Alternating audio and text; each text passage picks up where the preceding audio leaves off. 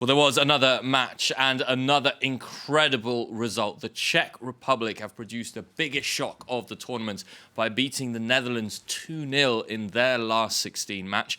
Despite finishing third in Group D behind England and Croatia, Jaroslav Silhavi's team played a superb match to knock the Dutch out of the tournament. The game changed after Matthijs de Ligt handled and was shown a red card. Tomas then headed in the Czechs first before Patrik Schick scored his fourth of the tournament after counter-attack. James, it's the first massive upset in this Euro 2020. Yeah, massive. The Dutch coming in with 3 wins. We weren't seeing that one coming, absolutely. And in this, obviously, against one of the third best placed teams, this wasn't a result that we were expecting to see at all. And we were talking about the strength in that Dutch side. We were talking about that Wijnaldum, Depay. Didn't see that tonight. Wijnaldum touching very few balls in the end.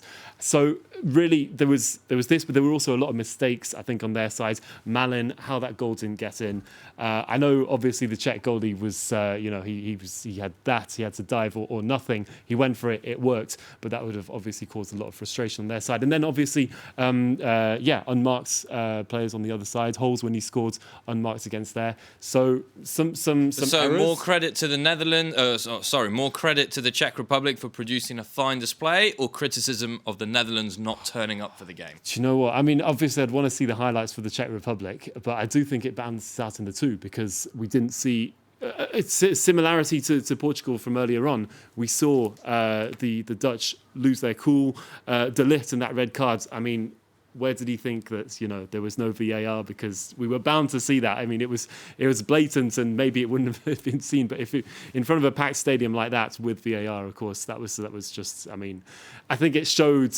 They just seems perhaps a little bit of a way. lack of experience. Let's not forget this is a very young Dutch side. And just before we move on that, James, let's hear from the Netherlands head coach Frank de Boer, who spoke after the game.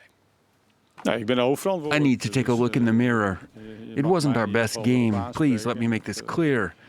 It's not that we didn't dominate. In the second half, we had even more control, dominated even better the game.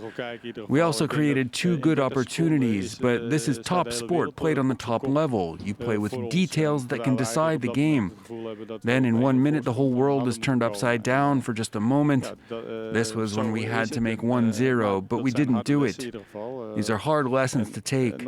At the end of the day, I'm responsible. So yes, I am the one to blame. So we just heard Frank de Boer there taking responsibility for what is a huge disappointment. And he did gamble, James, by moving away from the Dutch's historic and treasured 4-3-3 formation. Yeah, absolutely. I mean, his responsibility, because he did take that gamble, and it was a gamble that obviously caused a lot of upset for many fans, and that was working. That 3-5-2 was working so far, obviously with a few errors on the way, as we saw in the group stages. But traditionally, that Dutch side, which goes for the 4-3-3, which is very much, high pressure on the attack, and which they've been using for decades. This was a decision to, revert from that. It was. But does that mean they didn't have the players? Are we seeing a group of Dutch players who are missing Van Dijk, who are missing a really good centre forward? No Van Persie, no Ruud van Nistelrooy.